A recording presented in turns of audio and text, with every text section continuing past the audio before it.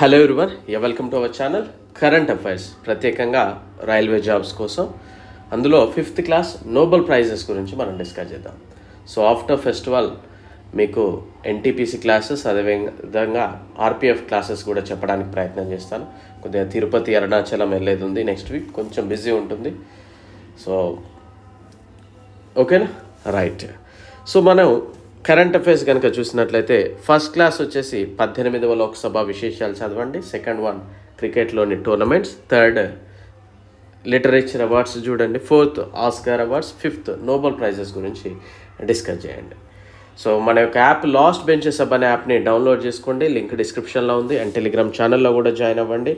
And Dasara festival ఆఫర్గా మీకు 50% discount తోటి ఇవ్వడం జరుగుతుంది. బిఫోర్ దట్ మీరు యూట్యూబ్లో క్లాసెస్ ఒక 2 days అయినా చూడండి, మీకు నచ్చాయి అనిపిస్తే యాప్ డౌన్లోడ్ చేసుకొని కోర్సెస్ తీసుకోండి. సో కొన్ని సబ్జెక్ట్స్ కంప్లీట్లీ అయిపోయాయి. అండ్ అదేవిధంగా NTPC group D course 300 rupees మాత్రమే, ఇందులో కూడా 60% సిలబస్ అయిపోయింది. అండ్ ఆఫ్టర్ ఫెస్టివల్ మీకు 7000 క్వశ్చన్స్కి సంబంధించి మీకు నోట్స్ అయితే మీకు అవైలబుల్గా ఉంటుంది మన యొక్క యాప్లో. అయిపోయింది, బట్ ఆఫ్టర్ ఫెస్టివల్ అప్లోడ్ చేస్తాను. ఓకేనా, రైట్. సో నోబెల్ ప్రైజెస్ కనుక చూసినట్లయితే ఎవ్రీ 10th డిసెంబర్ రోజు అనౌన్స్ చేయడం జరుగుతూ ఉంటుంది. ఆల్ఫ్రెడ్ నోబెల్ పేరు మీదుగా, ఎవరి పేరు మీదుగా ఇవ్వడం జరుగుతూ ఉంది అంటే ఆల్ఫ్రెడ్ నోబెల్ పేరు మీదుగా ఈ బహుమతులని అనౌన్స్ చేయడం జరుగుతూ ఉంది. ఈయన ఆల్ఫ్రెడ్ నోబెల్ ఎవరు అంటే డైనమైట్ని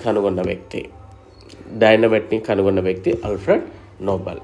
సో ఎప్పుడు ఇస్తారు? 10th డిసెంబర్లో ఎవ్రీ ఇయర్ అనౌన్స్ చేస్తూ ఉంటారు. ప్రజెంట్ ఇన్ స్వీడన్లో ఈ బహుమతులని ప్రజెంట్ చేస్తూ ఉంటారు. ఎక్సెప్ట్ ద పీస్ ప్రైజ్, శాంతి బహుమతి మాత్రం నార్వేలో ఇవ్వడం జరుగుతూ ఉంటుంది. ఈ క్వశ్చన్ డెఫినెట్లీ అడిగే అవకాశం ఉంటుందండి. సో ఎక్కడ ఇస్తారు అంటే నార్వేలో శాంతి బహుమతి ఇస్తారు. మిగిలిన అన్ని నోబెల్ బహుమతులన్నీ కూడా మనకి స్వీడన్లో ఇవ్వడం జరుగుతూ ఉంది.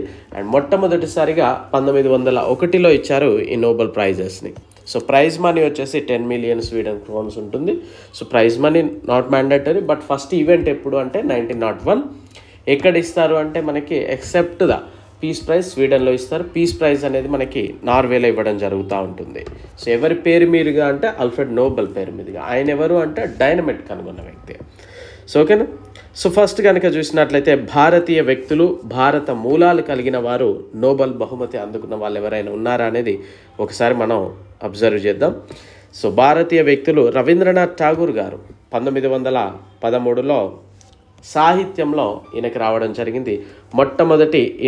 ఫస్ట్ ఇండియన్ ఎవరు నోబెల్ బహుమతి అందుకున్నది అంటే రవీంద్రనాథ్ ఠాగూర్ గారు, తన యొక్క గీతాంజలి అనే పుస్తకానికి గాను. అండ్ నెక్స్ట్ సివి రామన్ గారికి రావడం జరిగింది 1930 ఫిజిక్స్లో. మదర్ తెరీసా 1979 పీస్ శాంతికి కేటగిరీలో. అమర్త్య సేన్ 1998లో ఎకనామిక్స్లో. కైలాస్ సత్యార్థి 2014 పీస్ ప్రైజ్ రావడం అయితే జరిగింది. వీటితో పాటు కొద్దిగా భారతీయ మూలాలు కలిగిన ఇతర వ్యక్తులు కూడా చూద్దాం. హరగోవింద్ ఖురానా 1968 మెడిసిన్లో వచ్చింది. సుబ్రహ్మణ్యం చంద్రశేఖర్ 1983లో ఫిజిక్స్ రంగంలో వచ్చింది. వెంకటరామన్ రామకృష్ణన్ 2009 కెమిస్ట్రీ రంగంలో వచ్చింది. అభిజిత్ బెనర్జీ 2019 ఎకనామిక్స్ రంగంలో వచ్చింది. అదేవిధంగా మొదటి మహిళ ఎవరు అన్నప్పుడు మేరీ క్యూరీకి రావడం జరిగింది 1903 ఫిజిక్స్ రంగంలో, మేరీ క్యూరీ గారికి. సో భారతీయుల తరపున మొట్టమొదటి బహుమతి ఎవరికి వచ్చింది? నోబెల్ బహుమతి రవీంద్రనాథ్ ఠాగూర్ గారికి. సో ఇయర్స్ కూడా గుర్తుపెట్టుకోండి, ఎస్పెషల్లీ ఈ పర్సన్స్. ఓకే. సో ఇక మనం 2023 కనుక చూసినట్లయితే నోబెల్ శాంతి బహుమతి పీస్ ప్రైజ్ 2023లో నర్గిస్ మహమ్మదీ, ఇరాన్కి సంబంధించిన పర్సన్, అతనికి వచ్చింది. అండ్ 2022లో Ales Bialiatski Memorial Center for Civil Liberties ఈ ఒక సంస్థకు వచ్చింది. సాహిత్యం కనుక లిటరేచర్ రంగంలో కనుక చూస్తున్నట్లయితే జాన్ ఫోసే గారికి రావడం ఇది 2023లో. 2022లో అని ఎర్నాక్స్ గారికి రావడం జరిగింది. అండ్ మెడిసిన్ అంటారు దీన్ని, ఫిజియాలజీ అని కూడా అంటారు. అండ్ 2023లో Katalin Kariko Hungary person, Drew Weissman USA. ఇక్కడ నుండి అనేది మోస్ట్లీ అడగరండి వీళ్ళై, బట్ ఇవి మాత్రం గుర్తుపెట్టుకోండి ఇద్దరి. అండ్ 2022లో సవాంటో పాబో భౌతిక శాస్త్రం ఫిజిక్స్లో కనుక చూసినట్లయితే పియర్రే అగోస్టిన్, ఫెరింక్ క్రౌజ్, అన్నే ఎల్ హ్యూలియర్, ఈ ముగ్గురికి రావడం జరిగింది. అండ్ 2022లో Alain Aspect, John F Clauser, Anton జెలియంగా.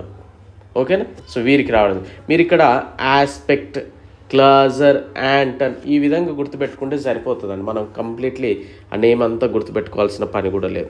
And chemistry కనుక చూసినట్లయితే 2023 మౌంగి భవెండి, లూయిన్ బ్రస్, అలెక్సీ ఎకిమోవ్ గారికి రావడం జరిగింది. ముగ్గురికి కూడా మనకి 2022 చూస్తే కెరిలోన్ ఆర్ బెట్టోజీ, మోర్టెన్ మెల్డల్, కే భారీ షార్ప్లెస్ ముగ్గురికి రావడం జరిగింది. ఎకనామిక్స్ ఆర్థిక రంగంలో కనుక చూస్తే 2023లో క్లాడియా గోల్డిన్ యుఎస్ఏ, అండ్ 2022లో Ben S Bernanke, Douglas W Diamond, Philip Dybvig అంట. ఓకేనా?